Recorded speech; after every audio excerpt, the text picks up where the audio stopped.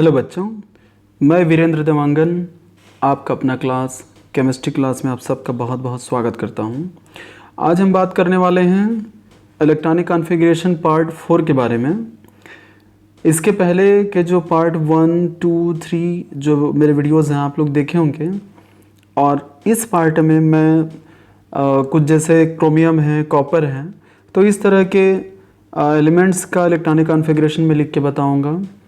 पिछले वीडियोज़ में मैंने कुछ एलिमेंट्स का बताया था, जितने टाइप के एलिमेंट्स होते हैं और उनका इलेक्ट्रॉनिक कॉन्फ़िगरेशन किस किस रूल्स के हिसाब से लिखे जाते हैं, उस पर मैंने अलग अलग पार्ट में वीडियो बनाया है, इसलिए सारे वीडियोज़ आप लोग देखिएगा। यहाँ पे इलेक्ट्रॉनिक कॉन्फ़िगरेशन पार्ट 4 में, जैसे कि पिछले वीडियोज़ में बताया मैंने, अभी इसको थोड़ा सा रिवाइज़ कर देता हूँ। जो एटॉमिक स्ट्रक्चर हैं, आप लोग को पता है कि बीच में न्यूक्लियस पाया जाता है, ये पॉजिटिव चार्ज वाला होता है। पॉजिटिव चार्ज क्यों होते हैं यहाँ पे? क्योंकि यहाँ पे प्रोटॉन्स पाए जाते हैं, जिसकी वजह से पॉजिटिव चार्ज यहाँ पे होता है। यदि हम न्यूक्लियस से बाहर निकलेंगे तो हमें क्या मिलेगा? सेल मिलेगा। KLMN या फिर 1, 2, 3, 4 भी बोल सकते हैं। फर्स्ट सेल की इलेक्ट्रॉन कैपेसिटी 2, सेकेंड की 8, थर्ड की 18, फोर्थ की 32 होती है। यहाँ पे फर्स्ट सेल की एनर्जी सबसे कम होती है, इसलिए इलेक्ट्रॉन सबसे पहले इसमें आएगा। लेकिन उसका रीज़न क्या है? तो रीज़न ये है कि इलेक्ट्रॉन पे कौन से चार्ज होते हैं? नेगेटिव, जबकि न्यूक्लियस पे कौन से चार्ज होते हैं? पॉजिटिव। तो पॉजिटिव एंड नेगेटिव के बीच में अट्रैक्शन फोर्स काम करेंगे। हमें पता है कि अट्रैक्शन फोर्स ज़्यादा होगा तब इलेक्ट्रॉन की एनर्जी कम हो जाएगी।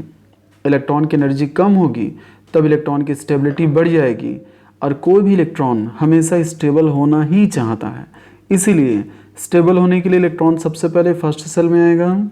फर्स्ट सेल जब भरेगा तो उसके बाद इलेक्ट्रॉन हाई एनर्जी वाले सेल पे आएगा, सेकंड सेल पे।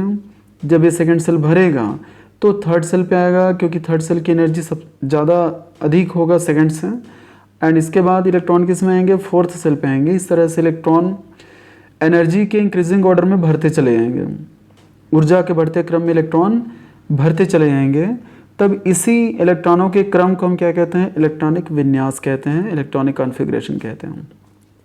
यहाँ पे मैंने बनाया हुआ है 1s2, 2s2, 2p6, थर्ड में क्या है?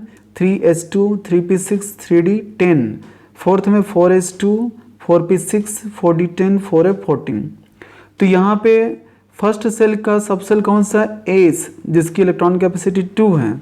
सेकंड सेल में एस पी 2 सब सेल पाए जाते हैं। एस में 2, पी में 6 इलेक्ट्रॉन मैक्सिमम भरे जाएंगे। थर्ड में आते हैं, थर्ड सेल में एस पी डी मिलेगा। एस की इलेक्ट्रॉन कैपेसिटी 2 है, पी सब सेल की इलेक्ट्रॉन कैपेसिटी 6 है, डी सब सेल की इलेक्ट्रॉन कैपेसिटी 10 है। इस तरह से इलेक्ट्रॉन भरे जाएंगे। अगर हम आते हैं फोर्थ पे, तो फोर्थ पे क्या होगा? एस पी डी एफ सब सेल मिलेंगे। एस की इलेक्ट्रॉन कैपेसिटी 2 है, पी का 6 होगा, डी में मैक्सिमम 10 इलेक्ट्रॉन्स आ सकते हैं, एंड एफ में कितने आ सकते हैं? 14। इस तरह से एस में टोटल 2 इलेक्ट्रॉन प्रेजेंस हो सकते हैं, पी में 8, थर्ड में क्या हो जाएगा? थर्ड में यहाँ पे होगा टोटल 18, एंड फोर्थ सेल में क्या हो जाएंगे? 32।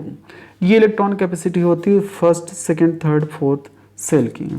अब ये तो पिछले वीडियो में मैंने बताया हुआ है, ये बहुत क्लियर है आप लोग का। यहाँ पे हम बात कर रहे हैं क्रोमियम और कॉपर के बारे में। तो क्रोमियम जो होता है और जो कॉपर होते हैं, ये कॉपर और क्रोमियम का इलेक्ट्रॉनिक कॉन्फ़िगरेशन थोड़ा सा अलग टाइप का होता है। इसीलिए इसके लिए मैंने अलग से वीडियोज़ बनाए हैं, ताकि आप लोग को बहुत अच्छे से ये समझ में आ जाए। अब यहाँ पे जैसे कि हम देख रहे हैं क्रोमियम का एटॉमिक नंबर 24 है, तब क्रोमियम का एटॉमिक नंबर 24 है, तो इलेक्ट्रॉनिक कॉन्फ़िगरेशन हमें कितने का लिखना पड़ेगा? 24 का लिखना पड़ेगा। ये 24 क्या है? उसका एटॉमिक नंबर, यानी कि प्रोटॉन्स की संख्या या फिर इलेक्ट्रॉन्स की संख्या माना जाता है। तो हम इसको क्या करेंगे? 1s2 सबसे पहले इलेक्ट्रॉनिक कॉन्फ़िगरेशन हम लिखेंगे, तो 1s2 में इलेक्ट्रॉन पहले जाएगा, ठीक है, 1s2 बनेगा। फिर 2s2 होगा, 2s2, फिर 2p6, 2p6, फिर क्या होगा, जब सेकेंड सेल भर गया तो थर्ड पे आएंगे 3s2, फिर क्या होगा 3p6। यहाँ पे टोटल कितने इलेक्ट्रॉन हमारे पास हो गए, 18 इलेक्ट्रॉन्स हो गए। अब अगला इलेक्ट्रॉन किस में जाएगा, तो जैसे मैंने पिछले वीडियोस में बताया था कि अगला जो इलेक्ट्रॉन है n+l रूल के हिसाब से इलेक्ट्रॉन किस में आएगा, 4s में आएगा। टोटल कितने इलेक्ट्रॉन्स यहाँ पे हो गए, तो 20। अब अगला जो 4 इलेक्ट्रॉन है वो कहाँ पे आएगा, तो 3d में, 3s 3p 3d, d में कितने आ गए, 4। यदि मैंने ऐसे इलेक्ट्रॉन्स लिखे हुए हैं इलेक्ट्रॉनिक कॉन्फ़िगरेशन, तो ये इलेक्ट्रॉनिक कॉन्फ़िगरेशन क्या सही है, तो नहीं, सही नहीं है। इसलिए क्योंकि अबाउ रूल के अनुसार कोई भी सब सेल या तो पूरी तरह से कंप्लीटली फिल्ड होना चाहिए, भरा होना चाहिए, या फिर जस्ट हाफ फिल्ड होना चाहिए।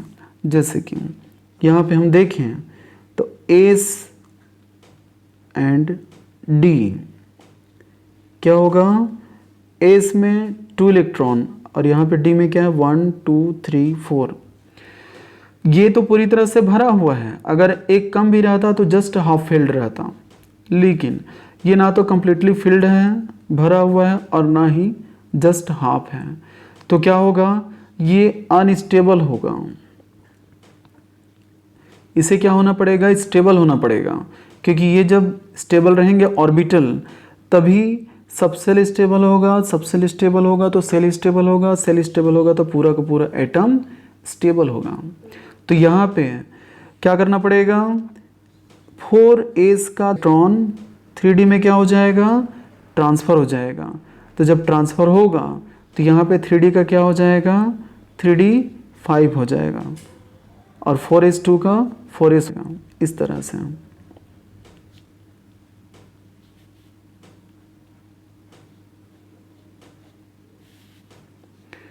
1 2 का 1 हो गया, और ये 4 का क्या हो जाएगा 5, 1 2 3 4 5। अब ये किस फॉर्म में आ गया, तो ये स्टेबल फॉर्म में आ गया। तो इसलिए क्रोमियम का जब भी इलेक्ट्रॉनिक कॉन्फ़िगरेशन हमें लिखना पड़ेगा तो हम यहाँ का जो फॉर्मेट है इलेक्ट्रॉनिक कॉन्फ़िगरेशन लिखने का उसको चेंज करना पड़ेगा। हमें क्या लिखना पड़ेगा, 4s1 एंड 3d 5 लिखना पड़ेगा। तो इस तरह के इलेक्ट्रॉनिक कॉन्फ़िगरेशन, इस तरह के एलिमेंट का इलेक्ट्रॉनिक कॉन्फ़िगरेशन किस तरह से लिखना है बच्चों, हमेशा याद रखना है।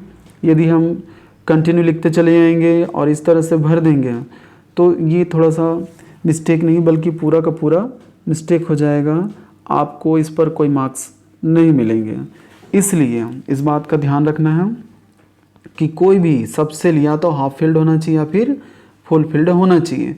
अधूरा अगर भरे रहेगा तब वो अनस्टेबल फॉर्म में रहेगा, और अनस्टेबल फॉर्म में रहना मतलब एटम का जो अस्तित्व है वो पूरी तरह से समाप्त हो जाएगा। इसीलिए अबाउ रूल में बताया गया कि कोई भी एलिमेंट तब स्टेबल होगा जब उसके सब सेल या तो हाफ फिल्ड स्थिति में रहेंगे या फिर फुल फिल्ड स्थिति में रहेंगे। अब यहाँ पे क्वेश्चन ये उठता है कि 4s का इलेक्ट्रॉन 3d में जाएगा क्यों। तो यहाँ पे 4s का इलेक्ट्रॉन 3d में इसलिए जाएगा क्योंकि 4s एंड 3d के बीच में एनर्जी का जो डिफरेंस है वो बहुत ज़्यादा नहीं होता है। ऊर्जा का अंतर बहुत ज़्यादा नहीं होने के कारण 4s का इलेक्ट्रॉन कहाँ पे ट्रांसफ़र होगा, 3d में ट्रांसफ़र होते हैं। इस तरह से 4s1 एंड 3d 5 हो जाएगा। एक अगला एग्जाम्पल हम लेते हैं कॉपर का। कॉपर का एटॉमिक नंबर कितना होता है, 29। तो यहाँ पे क्या होगा, 1s2 2s2 2s2 2p6 हो गया। फिर हम आते हैं थर्ड पे 3s2, उसके बाद आते हैं हम लोग 3p6, फिर 3d हम नहीं लिखेंगे, क्या लिखेंगे यहाँ पे 4s2। टोटल कितने इलेक्ट्रॉन हो गए, टोटल हो गया 20 इलेक्ट्रॉन। तो 20 इलेक्ट्रॉन्स यहाँ पे हमने भर लिए। अब इसके बाद जो अगला इलेक्ट्रॉन्स आएंगे वो किस तरह से आएंगे और कहाँ पे आएंगे, हमें कितना चाहिए 29 चाहिए। तो यहाँ पे क्या होगा 3d 9। अब यहाँ पे भी सेम ऐसी कंडीशन है, 3D ना तो फुल फील्ड है ना ही हाफ फील्ड है, तो ये अनस्टेबल फॉर्म में है। इसलिए हमें क्या करना पड़ेगा, इसको स्टेबल फॉर्म में लाने के लिए यहाँ के एक इलेक्ट्रॉन को क्या करना पड़ेगा, हमें ट्रांसफ़र करना पड़ेगा।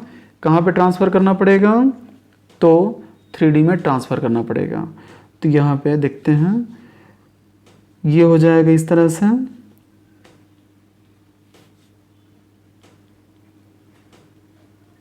ये 2 इलेक्ट्रॉन इसमें भरे हुए हैं, हाफ हो जाएगा एंड यहाँ पे 10 हो जाएंगे, 1 2 3 4 5 6 7 8 9 10, यानी कि क्या हो गया यहाँ पे 4s1 एंड 3D 10। तो ये क्या है, पहले जो था ये 4s2 3D 9 ये अनस्टेबल फॉर्म में था, इसलिए क्योंकि ये कम्प्लीटली फील्ड नहीं था। अब ये हाफ फील्ड अगर नहीं है, कम्प्लीटली फील्ड नहीं है, तो अनस्टेबल फॉर्म में होते हैं, हमें पता है। इसीलिए क्या होगा, 4s के इलेक्ट्रॉन 3D में जाएगा, तो 4s1 3D 10, अब ये पूरी तरह से क्या हो गया, स्टेबल। इस तरह से इलेक्ट्रॉनिक कॉन्फ़िगरेशन लिखा जाता है। तो स्पेशल केस में जैसे कॉपर हुआ, क्रोमियम हुआ, इस तरह के एलिमेंट्स का जो स्पेशल केस है वो यही है कि इनका जो 3D है वो कम्प्लीटली हमें फील्ड रखना है, तभी क्रोमियम और कॉपर जो है ये स्टेबल फॉर्म में पाए जाएंगे। तो बच्चों, उम्मीद करता हूँ कि इलेक्ट्रॉनिक कॉन्फ़िगरेशन आप लोग को पूरी तरह से क्लियरली समझ में आ गया होगा। और जब भी वीडियो को आप लोग देखते हैं, वीडियो को लाइक, शेयर और सब्सक्राइब जरूर कीजिएगा, ताकि ज़्यादा से ज़्यादा बच्चों तक के हम पहुँच सकें। ठीक है बच्चों, इस पर मेरे बहुत सारे वीडियोस हैं, आप लोग देखिएगा, कंटिन्यू देखिएगा, और सभी चीज़ों को आप लोग नोट्स बना लीजिएगा, ताकि आप लोग के लिए आगे ये बहुत ज़्यादा यूज़फुल हों। तो ठीक है बच्चों, आप सभी को good luck, take care and thank you.